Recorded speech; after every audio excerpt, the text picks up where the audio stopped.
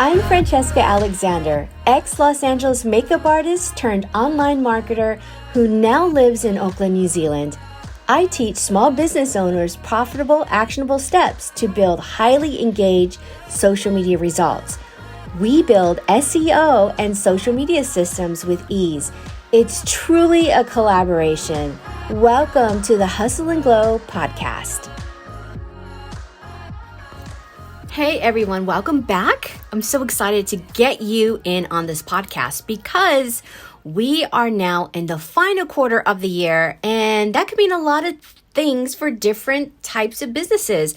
And I'm going to let you in a little bit on the New Zealand cultural kind of planning thing. So I would say they are in very much, I think like island time, where they're not even thinking about, and it's very slow to think about even holiday. So anything that they want to do and promote for December, they'd rather instead really focus on the summer months and what they're going to be doing in their personal lives.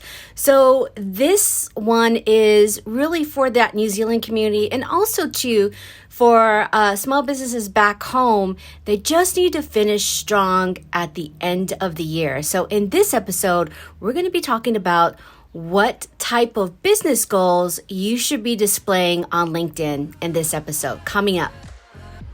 Like many small business owners, doing all the things to run a successful business, like keeping the lights on and introducing new clients to your business, can be overwhelming, let alone the planning, learning, and executing your social media.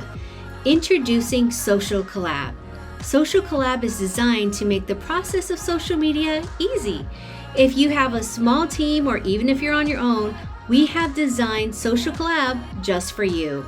We have modeled Social COLLAB after solo business owners and that we've worked with internationally, and produces content that you're proud of and also has meaningful engagement. Your next step is to click below on our Calendly link and book a discovery call today. Mention this podcast for a special limited time offer. Great. So now we're going to talk a little bit more about what we should be posting on LinkedIn. Now, LinkedIn, as you know, is one of my favorite platforms because you're mingling with people that really are interested in doing business with you, finding out a little bit more about what you do. It is a space for leadership thoughts. And I have thoughts. Not only do I have thoughts, but I definitely want to share them with people there so that I can attract the right type of potential clients and people that are in the same mindset as I am when it comes to business. Now, this can always vary, definitely. So today we're going to actually talk about three things that you can potentially use on LinkedIn. The first one is, you got to decide on your goals, and we're going to get into that.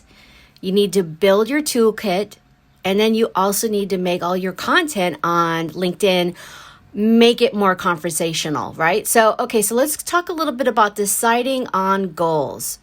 So in order to be effective with your LinkedIn strategy and your brand's presence, you'll need to create specific goals for the platform. Now, what does that mean? So depending on how large your team is, you want to make sure to meet with those different members and identify the top priorities. So your sales team will know, like, hey, these are the issues that keep coming up with a product or service, and we really need to address these particular issues from their viewpoint. From marketing viewpoint, they may think like, okay, we need to actually warm up the audience for the holiday season and perhaps even a product launch. So that's their perspective. And of course, the vice president of sales is going to have a different one. Now, these are for bigger organizations. So what happens when you are that one person band and you're just that one small company? So if you can, think of those, if you had departments that were running that piece throughout your business, whether it's people trying to book in new appointments, finding new clients or patients, I guess also too with that, you can also look at if there's a product line that you have, is there anything that you want to promote, talk about and think about, maybe even jot them down really quickly. Hey, this is what we'd love to really focus on within our business development. This is how we want to raise brand awareness, and even potentially for investors to actually look at what we're producing, what we're doing. This is significant. So while you're putting, on each of these hats or speaking with the team members, here are the questions to help you guide in that process. Number one, which audience are you trying to reach? Now that's really important because you want to be able to really identify what that audience is. And I mean everything, like even if you just sort of niche down. So, most likely, it depends on what the product is. Real quick story. I used to also be an operations marketing director in an app that helped produce where the best price parking was here in Auckland, New Zealand. And it was incredible. They developed this product to be able to isolate and find out and actually price all of these areas. But the crazy thing is that they did not know who to market to. And it turns out that we needed to market to younger professionals, or within Auckland, you can also consider it first-time home buyers. So young professionals in that sector. So what kind of, audience outreach would we need to be on, and what kind of platforms we also need to be on was a different conversation altogether. So it's really identifying who they are, what they do, even try to figure out what positions would they hold? What is their age range? Are they likely male or female? All of that kind of stuff. Really get to the nitty-gritty of that. The second one is, what are they interested in? So when I say that, it's really important to figure out, what are their interests? Not only as a professional, but what are their interests when they have a beautiful sunny day and they're going to go ahead and have their weekend? What would they like to do? So think about that, and maybe you can even tie that in with your LinkedIn conversation. I know it sounds weird, but the more that we act like that client or potential client, the more that we will likely attract their viewing. So it's something that we have to keep mindful of. Third, what is the action you want them to take after seeing your content? Now, this is really important. A lot of us hear call to action. And what does that actually mean? How is it even meaningful? What we would like to do is inspire people to do the next step in order to connect with us, our product and service, or continually inspire them if they signed up for our mailing list, if they were able to find out about future specials, discounts, product releases, all of that. So what is the action you want them to take after seeing your content?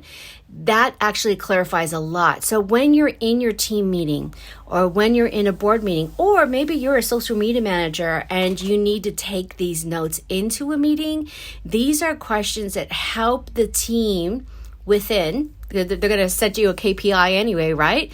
Well, then let's softly pitch the ball back to that team in that boardroom and say, hey, great, these are our 3 questions. And what is the action that you want them to take after seeing our content? That really clarifies it so that you can meet your KPI and probably hit it on the dot if you can get that clarity piece on it. All right, so let's go into building your toolkit.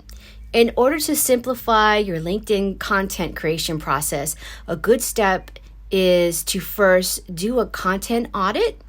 Running an audit of your content is, can really help clarify and highlight what content is great. You can also repurpose it if it does really well.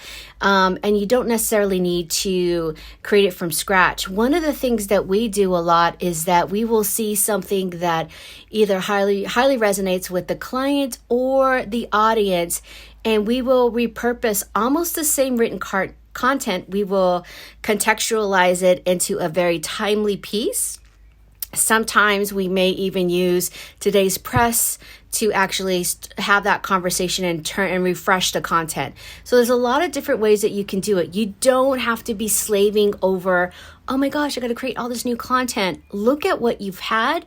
Always keep, and I mean, there's a record of it, right? You have, your LinkedIn stuff, although all of the stuff that you publish on your LinkedIn profile, maybe you have a business page. But if you use something like Asana and keep a record of what you published in the past, this is going to be easier for you to just kind of flick through and see what actually works, what does well, and then you can recreate it. So that's one of the things that you want to do. Now, if you have a team with different priorities, it's a good time to reconnect once you've done that audit and share your findings and see if there's anything that you've tagged for repurposing and get their feedback, definitely. If you're a recruitment business and you had a 2021 blog way past all those years ago, then, look at post on interview preps and is that something that you want to republish and really freshen up for, this ending? What does the market actually anticipate at the end of this year? What is that a landscape really look like? So really contextualize it and modernize it is definitely the thing about, just building that toolkit, getting that new refreshed content in, and really figuring out what you're going to be saying in the last 3 months of the year. By the way, if you do this now I'm recording this in late September, so this is likely to probably go out in October. But if you were just to flush out everything that you did in October, you're going to have a less stressful content purpose with LinkedIn. So think of it as a baseline. You're creating the baseline, and anything else that comes from your team or yourself in terms of your content for LinkedIn is just going to be that much bulkier and that much added value. So think of it this way. If we just get rid of and do it now and have it created, it's just going to be all the easier when we go forward and hit the end. Now, the last piece that I'm talking about is really speaking about that conversational piece, making it conversational. So if you make it more conversational when you're posting on LinkedIn, the more likelihood you're going to get engagement, comments, people talking to you, maybe even interest and wanting to speak to you through direct messages. This is great. This is what we want. We want to be able to build those relationships. So with any successful brand on social media, you need to engage with your followers to be successful, especially on LinkedIn. If you take the time to respond to the questions and comments, it will actually increase your visibility and also the other feeds. Let me just step back real quick. Now, for those of you that don't know, and this is the magical part of LinkedIn, if somebody commented on your post, what happens is once you comment on a post, whoever is in their network will actually see that, oh, that person in my network just posted on something from Social Global Grind. Great. What is Social Global Grind? And then they'll look into it and they may even, depending on the familiarity of that person, meaning, oh, that's my colleague or that's somebody that I really, really like connecting with or that I trust, they may in turn look at the content that they commented on. And that is magic. That's the magic. That's what we really, really, really, really want, is to get that visibility. The LinkedIn algorithm favors posts with higher engagement, and luckily this includes how you engage with your followers. So think of that. Replying, engaging, it's very important. Once you have the basics down, then using LinkedIn interaction features like post or any type of thing that they put on the LinkedIn. I was just going to say stories, but I don't think they have stories anymore. No, they haven't had it for a while. So I think I put that in the article, or stories, because I was so excited when they had them, but they don't have them now. This is a way, at least they don't in New Zealand. They might have it in different countries. But the more that you engage, the better it is for your actual feed and to get that recognition with your company. Now, this is the thing, like, okay, so all of these little bits and moving parts and all the mechanisms and mechanics, how do I, for somebody that is not used to doing social media, how do I actually piece this together? And this is the thing, we actually have a link where you can call me and do a free strategy session. And I'm really excited to do this because I've talked a little bit about it before, but one of the things that I love doing is talking to small business owners to really help them understand and elevate their brand awareness by using social media. Now, I know that sounds daunting, and sometimes you're like, I just need somebody to do it all for me. Yes, we do that type of service. However, it's so important for you to understand what the basics of social media are, what is it for, how do you produce a goal, and then how do you see your way through that goal is so important. In fact, much more important and vital to your business than handing it out to somebody that, oh, well, you know what, I'm going to give it to that person because they know all about social media and it's great.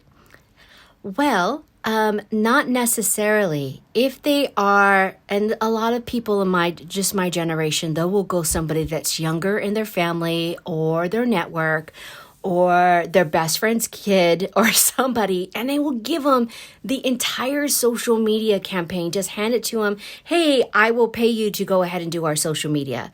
But if you don't have the principles of understanding what you want to produce, this actually can be brand damaging. And it's a very sad reality that happens. Sometimes what we do is that we'll go in after something like this, and then we're cleaning up and deleting a lot of stuff. It is absolutely worth it to, at the very least, have a strategy pathway to figure out what you're going to do in the long run. So that is something that we offer for free. We would love to help give you that social media audit so that you can really have a clarified view of where you're headed and where you're going. Now, this is also, and I also want to say this other thing too, because I think that, I don't want to be misinterpreted by saying that anybody that is younger cannot produce good social media. That is not true. My team is made up from young, bright women that are on my team. And we have anywhere from millennials even to Gen Zers, I believe. So we have a good mix of diversity of age range. Now, I say that because it's important for us to have diversity in a creative group or in a creative type structure so that we can really reach a lot more people and we can understand some of the mechanisms of the way that people consume social media. So this is why it's really important, even though you might be a room of Gen Xers or execs in a small business, you want to be able to pull people that are in your business that may understand it. So the likelihood of your sales team might be being younger or fresh out of university, and they're trying to figure out, how is the best way that we can position it. Their voice and their suggestions are really valuable. I don't want to take away from that because it's really important for us to have that diversity key. And part of that is age. So, and then with the flip side is that, are we going to go ahead and engage somebody that maybe is a CFO in the group that is of later years? What is their position and their aspect of how they think that we should communicate on social media and LinkedIn? They're great to run things by. Also, too, if you are a company that has legalities, this is great to have somebody that is covering all of the compliant issues. Maybe it's an operations manager. Maybe it's also the CFO or somebody in legal. They're great to put in on this meeting because you want to be able to have a really clear message that is also compliant. So that's something else to consider. So when you are thinking about doing content on LinkedIn, you want to get as many hands on deck and do a very quick succession of what they think we should be talking about. But, workshopping something to death is also not the way to go because what you want to do is you want to get the fresh ideas in front of the meeting, not at the end, because people are more engaged at the beginning, which is very similar to social media, right? You want to be able to get just that cream of the crop, that top part that really intrigues people. If you start going down the rabbit hole, you're likely to lose your audience. So that's it. That's all my little tips that I want you to consider when you are going to finish up strong in your LinkedIn business goals, and what you produce and how you do all of your social media at the end.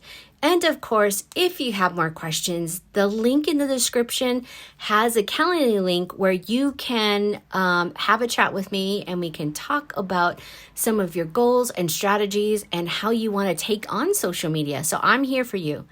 Thank you so much for listening. This is Francesca Alexander with the Hustle and Glow podcast, and I hope to hear from you guys soon, either in the direct messages or, on my social media.